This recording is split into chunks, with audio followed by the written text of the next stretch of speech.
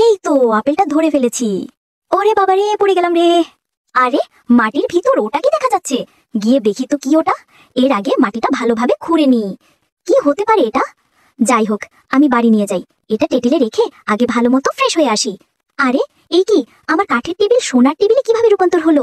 তাহলে কি এটা জাদুর লাঠি? দেখি তো এটা টিভিতে লাগিয়ে আজকে ঘরের সবকিছু সোনা বানিয়ে দিব।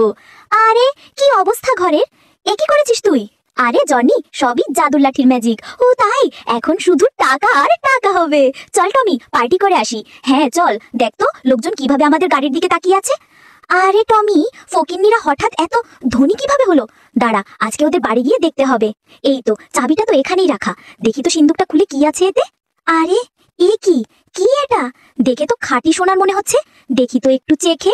আরে এ কি, আমি সোনার মূর্তি হয়ে গেলাম। বন্ধুরা সবাই লাইক সাবস্ক্রাইব করো, না হলে আমি ঠিক হতে পারবো।